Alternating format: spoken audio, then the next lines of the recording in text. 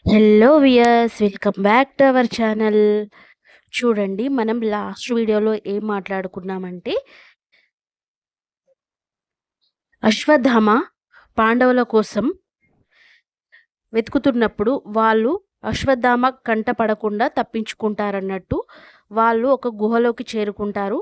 అయితే అశ్వత్థామ ఏ విధంగా వాళ్ళని పట్టుకోవడానికి ట్రై చేశాడు, మరియు వాళ్ళు ఎలా తప్పించుకున్నారు, అశ్వత్థామ వాళ్ళని పట్టుకోవాలని సైనికుల ద్వారా ఎక్కడెక్కడ తిరిగాడు, మరియు వాళ్ళు ఎక్కడికి ప్రవేశించారు అనే విషయాల గురించి మనం లాస్ట్ వీడియోలో మాట్లాడుకున్నామండి. అయితే పాండవులు మారువేషంలో ఎవరికి కనిపించకుండా అడవిలో తిరుగుతూ ఉంటారు. వాళ్ళు ఒక గుహలోకి చేరుకుంటారన్నట్టు. అయితే ఈ వీడియోలో మనం ఏం మాట్లాడుకుంటున్నామంటే ద్రౌపది జన్మిస్తుంది. యజ్ఞం ద్వారా ఆమె అగ్నిలో నుంచి బయటకు వస్తుంది. అయితే ఆమె తన అక్క అయిన శిఖండిని ఈ విధంగా ధైర్యం చెప్తుంది.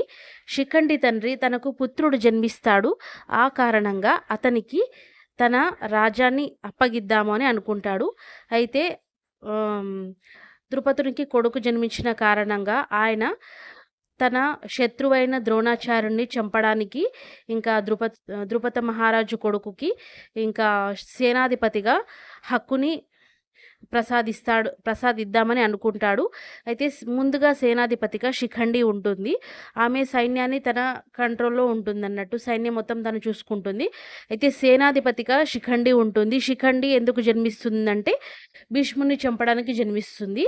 అయితే ద్రుపద మహారాజు కొడుకు ఎందుకు జన్మిస్తాడు అంటే ద్రోణాచార్యుని చంపడానికి జన్మిస్తాడన్నట్టు. అయితే శిఖండి మాత్రం భీష్ముని చంపడానికి జన్మిస్తుంది. అయితే శిఖండి అర్జునుడిని ఓడించినందుకు, ఇంకా తన రాజ్యం సగం రాజ్యం అశ్వత్థామకు వెళ్ళిపోయినందుకు తండ్రి పుత్రిక వల్ల ఏమీ లాభం ఉండదు, కాబట్టి నేను ఒక పుత్రుని యజ్ఞం ద్వారా పొందాను. యజ్ఞం ద్వారా పుత్రుడు లభిస్తే ఒక పుత్రికను లభించిన తర్వాతనే పుత్రుడు లభిస్తాడు అన్నారు. కాబట్టి నేను ఒక విధంగా నా రాజ్యంలో ఒక మూల ఉంటుందిలే ద్రౌపది అని చెప్పేసి పుత్రికను రప్పించాలని చెప్పేసి, ఆయన పుత్రిక వల్ల ఎలాంటి లాభం ఉండదు అనే ఆలోచనలతో ఉంటాడన్నట్టు. ఋషులు చాలా బాగా చెప్తారన్నట్టు, నీకు కీర్తి ప్రతిష్టలు పుత్రిక వల్లనే లభిస్తాయి. ఈ ప్రపంచంలోనే కాదు, ప్రతి ఒక్కరికి కూడా పుత్రిక జన్మించాలంటే ఎంతో అదృష్టం ఉండాలి, ఎన్నో పుణ్యాలు చేసుకుంటే కానీ పుత్రిక లభించదని చెప్పినా కూడా ఆయన వినిపించుకోడు. అయితే ఈ విధంగా పుత్రికలను ఆయన తన ఆలోచనలో తక్కువ చేసుకుంటూ తన సైన్యానికి సేనాధిపతిగా పుత్రుని నిర్మించాలనుకుంటాడు. అయితే ఈ విధంగా తన అక్క శిఖండి బాధపడుతున్నప్పుడు తండ్రి తన పదవిని తొలగించేసి తమ్ముడికి ఇంకా ఇస్తానని అనుకుంటున్నప్పుడు శిఖండి బాధపడుతుంది. ఈ విషయం తెలుసుకున్న ద్రౌపది వెంటనే తన అక్క దగ్గరికి చేరుకొని, బాధపడకు అక్క, నేను ఏ విధంగానైనా సరే మన నాన్నగారికి మాట్లాడతాను. మీరు మాకంటే ముందు జన్మించారు కాబట్టి మనకు కూడా హక్కు ఉంది, ప్రశ్నించే హక్కు ఎవరికైనా ఉంటుంది, ప్రశ్నించడంలో తప్పు లేదు అని ద్రౌపది ఈ విధంగా శిఖండికి చెప్తుంది. అయితే వాళ్ళిద్దరూ కూడా తమ తండ్రి అయిన ద్రుపద మహారాజు దగ్గరికి చేరుకుంటారన్నట్టు. ఇంకా ద్రుపద మహారాజు, నువ్వు ఇక్కడికి ఎందుకు వచ్చావు అని ద్రౌపదికి నిలదీస్తాడన్నట్టు. నేను ఒక ప్రశ్నని అడగడానికి వచ్చాను, ఏ విధంగా మీరు ఎందుకు అక్కని మరి సేనాధిపతిగా తొలగిస్తున్నారు అని అడుగుతాడు. నాకు పుత్రిక వల్ల లాభం చేకూరలేదు, నేను సంతోషాన్ని పొందలేకపోయాను, అందుకే ఈ విధంగా పుత్రుణ్ణి నేను సేనాధిపతిగా చేసి నేను యుద్ధంలో గెలుస్తాను, ద్రోణాచార్యుడిని నా శత్రువుని చంపిన తర్వాత నా కొడుకు నుంచి నేను సంతోషాన్ని పొందుతాను అని చెప్తాడన్నట్టు. అయితే మనం చూస్తున్నారు కదా, ఈయనని ద్రుపదుని కొడుకు యజ్ఞం ద్వారా జన్మిస్తారు. ద్రౌపది మరియు ఈయన ఇద్దరు యజ్ఞంలో నుంచి పుట్టుకొస్తారన్నట్టు. వీళ్ళకు బాల్యం అనేది ఉండదన్నట్టు, యవ్వనమే ఉంటుంది. అయితే ఈ విధంగా ద్రౌపది అక్కని అలా నియమించడంలో మీరు అలా నియమించడంలో ఏమీ అర్థం లేదు. ఎందుకంటే అక్క కూడా భీష్ముడిని చంపడానికే తన జన్మ ఎత్తింది. మీరు అక్క కూడా ఒక తన జన్మకు ఒక అర్థం ఉంది మాలాగానే అని చెప్తుందన్నట్టు.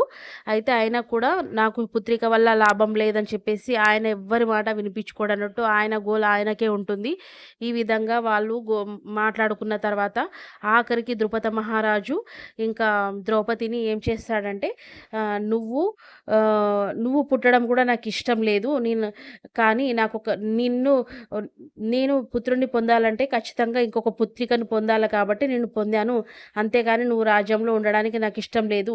ఇప్పుడే నువ్వు నిలదీస్తున్నావు కాబట్టి, ఈ విధంగా నిలదీస్తావు కాబట్టి వెంటనే నా రాజ్యంలో నుంచి నిన్ను బహిష్కరిస్తానని అంటాడన్నట్టు. ఈ విధంగా అన్న తర్వాత ద్రౌపది చాలా దుఃఖిస్తుందన్నట్టు. శిఖండి తండ్రి గారు మీరు ఆ విధంగా మాట్లాడొద్దు. ఆమెకేం తెలియదు. ఆమె యజ్ఞంలో నుంచి జన్మించింది కాబట్టి తనకు తెలియదు. తన తరపున నేను క్షమాపణలు తెలుపుకుంటున్నాను. తనని రాజ్యం నుంచి బహిష్కరించొద్దు. తనకు అడవుల్లో ఎలా జీవించాలో కూడా తెలియదు. తన ఒక చిన్న బాలికతో సమానము. తనకి బయట నివసించే పరిజ్ఞానం అనేది అస్సలు లేదని చెప్తుందన్నట్టు. శిఖండి ఈ విధంగా తన తండ్రికి క్షమాపణ కోరుకుంటుంది. అయితే ద్రుపద మహారాజు మాత్రం తన ద్రౌపదిని మన రాజ్యం నుంచి వెలివేస్తాను, తనకు ఇక్కడ ఉండడానికి అధికారం లేదని చెప్పేసి ఈ విధంగా మాట్లాడతాడన్నట్టు. అయితే మరి ద్రుపద మహారాజు ద్రౌపదిని రాజ్యం నుంచి వెలివేశాడా లేదా, మరి ఏం జరిగింది? సైన్యాధిపతిగా అయితే ద్రుపదిని కొడుకును నియమించేశారు. అయితే ఆమె ప్రశ్న అడిగినందుకు తన రాజ్యం నుంచి వెలివేస్తానని అన్నాడు. మరి నిజంగా ఆమెను వెలివేశాడా? లేదంటే తర్వాత ఏం జరిగింది? మరి పాండవులు కూడా గుహలోకి ప్రవేశించారు. మరి వాళ్ళకేం జరిగింది అక్కడ? అలాంటి విషయాల గురించి నేను మళ్ళీ నెక్స్ట్ వీడియోలో చెప్తానండి. మీరు నా ప్రతి ఒక్క వీడియోని రెగ్యులర్గా చూడండి. ఎందుకంటే మీరు మధ్య మధ్యలో చూస్తే మీకు అర్థం కాదు. ఎందుకంటే ఇది మహాభారతం అనేది కంటిన్యూషన్గా నేను వీడియోస్ పెడుతున్నాను అన్నట్టు. మీకు ఒకటి ఒకటి మధ్యలో చూస్తే అర్థం కాదండి. మీరు నా ఛానల్ని కూడా సబ్స్క్రైబ్ చేసుకోండి. సబ్స్క్రైబ్ చేసుకొని లైక్ కూడా చేయండి. నేను నెక్స్ట్ కూడా మంచి వీడియో పెట్టడానికి ట్రై చేస్తాను. నేను పెట్టే వీడియోస్ వల్ల మీకు మంచి మహాభారతం గురించి నాలెడ్జ్ వస్తుందని నేను అనుకుంటున్నాను. ఓకే ఫ్రెండ్స్, మీరు నా నెక్స్ట్ వీడియో కోసం ఎదురు చూస్తూ ఉంటారని, మరియు నేను లాస్ట్లో కూడా పోస్ట్ చేసిన వీడియోస్ నేను చాలా పోస్ట్ చేశాను, పెట్టాను అందులో వీడియోస్ యూట్యూబ్లో. మీరు అందరూ అన్ని వీడియోస్ని కూడా చూడండి, కంప్లీట్గా చూడండి, స్కిప్ చేయకుండా. అయితే మరి ద్రుపదుని కొడుకు అయితే ద్రోణాచార్యుని చంపడానికి ఇంకా పుట్టాడు. సేనాధిపతిగా నియమించబడ్డాడు. మరి నెక్స్ట్ ఏం జరిగింది, మరి పాండవుల గురించి, ద్రౌపది గురించి నెక్స్ట్ వీడియోలో మాట్లాడుకుందాం. అప్పటి వరకు బాయ్ బాయ్.